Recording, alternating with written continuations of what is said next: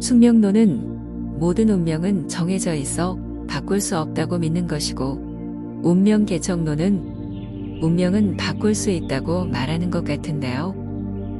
운명은 정해져 있나요? 태어날 때부터 열등한 인간도 없고, 태어날 때부터 우수하고 고상한 인간도 없다. 태어난 다음 본인이 어떤 행동을 하는가에 따라 만사가 결정되는 것이다. 그러니 인간은 스스로 자기를 열등하게도 만들고 고상하게도 만든다. 보통 이렇게 말을 한다. 그 이유는 숙명론에 빠진 대중에게 노력을 강조하고 희망을 주기 위해서이다. 하지만 맞는 점도 있고 틀린 점도 있다. 또 어떤 종교나 전통에서는 운명은 절대로 바꿀 수 없다고 말을 하거나 심지어 모든 것은 우연의 결과일 뿐이라는 말까지 한다. 하지만 그것도 맞는 점도 있고 틀린 점도 있다. 운명이라는 개념도 사람의 근기와 방편에 따라 조금씩 다르게 말할 수 있다. 왜냐하면 설법의 목적은 듣는 사람의 유익함을 목적으로 하기 때문이다. 운명이 정해져 있다고 하면 모든 노력을 멈추고 매사에 무기력해질 수 있고, 운명이 전부 쉽게 바꿀 수 있다고 한다면 본인의 인생을 쉽게 바꿀 수 있다며 유혹하는 각종 미신에 빠질 수 있기 때문이다. 그래서 옛부터 운명에 대해 말을 할 때는 듣는 사람이 어느 성향을 가졌느냐에 따라 굉장히 조심해서 말해야 하는데, 진실을 말해 주어도 오히려 듣는 사람에게 독이 될 수도 있기 때문이다. 그러나 모든 운명이 다 정해져 있지는 않지만 확실히 운명이 움직이는 원리는 있다. 악인 악과 선인 선과. 악업을 지으면 좋지 않은 결과가 오고 선업을 지으면 좋은 결과가 온다. 인간으로 태어난 것을 굉장한 복으로 알아야 한다. 대부분의 인간은 죽어서 인간으로 다시 태어나기 어렵다. 인간보다 못한 세계의 중생들은, 예를 들어 지옥이나 아기 축생도의 중생들은 의근이 좋지 못해 생각할 능력도 모자라고 생활의 고통이 심해 생각하려지도 없지만, 인간은 생각할 능력을 지니고 태어난다. 생각할 능력이 있기 때문에 인과의 법칙을 잘 배워서 자신의 노력 여하에 따라 운명을 바꿀 수 있다. 인생이란 내 안의 원인인 생각과 외부의 원인인 조건이 만나 끊임없이 어떤 선택을 하게 되는데, 그 선택에 따라 유익한 업, 부유익한 업을 짓게 되고, 운명이란 그 결과가 미래의 행복이나 불행으로 돌아오는 것을 말하기 때문이다. 만일 운명이 절대적으로 정해져 있고 절대 바꿀 수 없다면 그 어떤 노력도 의미가 없다는 말인데, 그 말은 절대적으로 옳지 않다. 절대로 바꿀 수 있기에 중생들에게 수행을 가르쳐 고통을 여의고 행복하라고 가르치는 것이다. 제가 잘 모르지만 평생을 게으르다가 갑자기 성실하기는 절대 쉽지 않지만 어떤 계기로 인해 성실해질 수도 있다는 것과 비슷한 맥락으로 이해됩니다. 조금만 더 자세히 설명하자면, 악업으로 돌아올 선업의 결과를 상쇄할 수도 있고, 선업으로 돌아올 악업의 안 좋은 결과를 상쇄할 수도 있다. 업도 악업, 선업으로 단순하게 나눌 수 있는 것이 아니다. 마음의 종류와 강도에 따라 굉장히 세분해서 나눌 수 있다. 이 법계는 그 복잡한 상호간의 업을 다 기록하여 그 업을 생산한 존재들에게 다시 돌려준다. 손에 든 물체를 아무렇게나 높이 던져도 그 물체의 무게, 올라간 높이, 바람 다 계산해서 정확히 땅에 떨어지는 것과 마찬가지이다. 지금 이 내 말을 듣고 인과의 개념을 이해한다면 그것이 바로 당신의 과거의 선업의 결과이다. 내 말을 듣고도 흘려넘기거나 듣자마자 기억이 나지 않는다면 그것도 당신의 악업의 결과이다. 왜냐하면 인과의 법칙을 명심하는 것은 당신을 돕는 유익한 업이기 때문이다. 현명한 사람들은 불교를 공부하지 않아도 자기가 행한 업이 자기에게 돌아오는 것을 알 것이다. 물질적인 증거로 증명할 수 없다고 해도 그것이 없는 것이라고는 말하지 말라. 마음이 눈에 보이지 않지만 분명히 작동하고 있는 것처럼 업도 눈에 보이지 않지만 분명히 작동하고 있다. 선업이 있고 악업도 있지만 업은 그렇게 흑백 논리로 단순화할 수 있는 게 아닌가 봅니다. 그럼 크기에 따라서도 작용이 다르겠나요?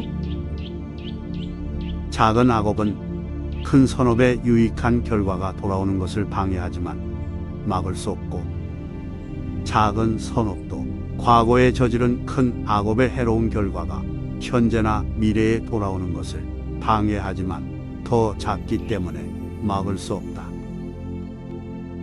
제가 잘 이해가 안 되지만 억지로 이해하자면 이전의 사람을 크게 다치게 한 업에 해로운 결과가 돌아오는 것은 밥 한 끼 대접하는 것 같은 낮은 강도의 선행으로는 막을 수 없고, 생명을 구해준 것 같은 큰 업에 유익한 결과가 돌아오는 것은 돈 몇 푼 도둑질한 업으로는 못 막는다는 뜻이겠나요?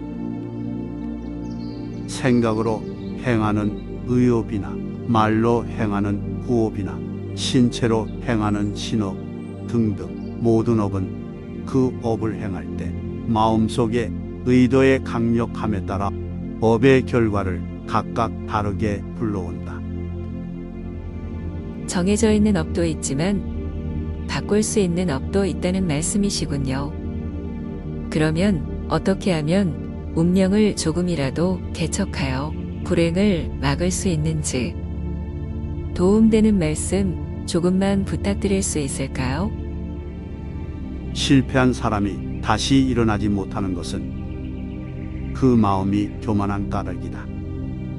실패한 이유를 낱낱이 반성해서 다음에 같은 실수를 절대 하지 않으려 뉘우치지 않고 안경 탓과 남 탓을 하면서 자신은 잘못이 없다고 생각하기 때문이다. 성공한 사람이 그 성공을 유지하지 못하는 것도 역시 교만한 까닭이다.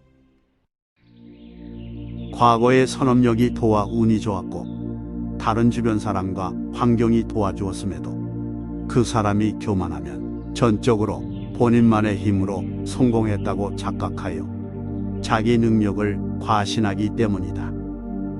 자신의 능력을 과신하게 되면 필연적으로 다른 현명한 이들의 충고를 듣지 않게 되면 물론 본인의 역량보다 무리하게 일을 벌이게 되어 있다.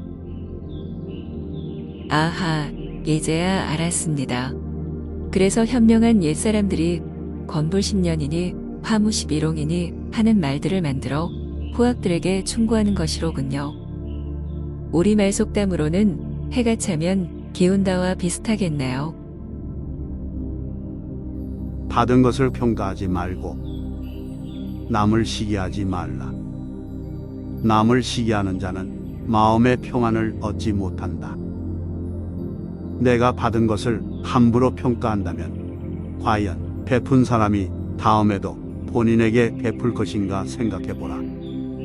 그리고 언제 어디서나 잘 되는 사람, 안 되는 사람이 있기 마련인데 그 사람이 나보다 잘 된다고 시기한다면 그 사람과 친해져 일을 같이 해서 나도 잘 되거나 그렇지 않더라도 잘 되는 방법을 배울 수 있어야 하는데 긍정적으로 다른 사람이 잘 되는 것을 기뻐하지는 못할지언정 시기만 하는 자는 그 자리에서 평생을 쉬기만 할 뿐이다. 부정적인 행동이 작다고 해서 간과하지 말라. 아무리 작은 불꽃이라도 큰 숲을 불태울 수 있다. 그러니 부정적인 언행을 반복하지 말라. 스스로를 태우기 전에 멈춰야 한다. 부처님 말씀이 맞는 말씀이신 것 같습니다. 그런데도 부정적인 생각이 계속 올라옵니다. 어떤 방법 없을까요? 호흡은 삶과 의식을 연결하는 다리이며 몸을 생각과 결합시킨다. 부정적인 생각을 통제하기가 어렵다면 잠시 모든 것을 멈추고 본인의 호흡만을 주시하라. 호흡의 깊이와 길이가 너의 상태를 알려줄 것이다. 그리고 호흡을 알아차리다 보면 어느새 부정적 생각은 사라지고 없을 것이다. 모든 것은 무상하기 때문이다. 앞으로 제가 바람직하지 않다고 생각되는 생각이 저의 머릿속에 떠오르면 그 생각이 사라질 때까지 일단 호흡을 관찰해 보겠습니다. 그런데 궁금한데요. 왜 예전에 했던 부정적인 생각이 제가 원하지 않는데도 아무 때나 불규칙적으로 떠오르나요? 업은 쌓이기 때문이다. 그리고 처음에는 만든 사람의 통제력 안에 있지만 강력해지면 오히려 그 사람을 통제하기 시작한다. 아, 혹시 그것의 시작을 일반인은 습관이라고 부르는 것이겠네요. 그렇다. 모든 것은 자연히 놔두면 저절로 사그러들지만 습관도 본인이 계속 반복하면 점점 강해지기 시작한다. 옳지 못한 생각은 처음에는 사람이 만들지만 결국에는 그 사람을 잠식하게 된다. 그러므로 과거에 내가 만든 생각이 현재의 나를 조종하는 것에서 벗어나야 한다. 그것을 불교용어로 번뇌장이라고 한다. 따라서 나의 행복을 방해하는 최대의 적은 다른 누구도 아닌 바로 나 자신이라고 하는 작은 깨달음이 반드시 있어야 한다. 더 깊이 이야기하면 너무 어려워할 것 같으니 다음에 또 말하기로 하겠다.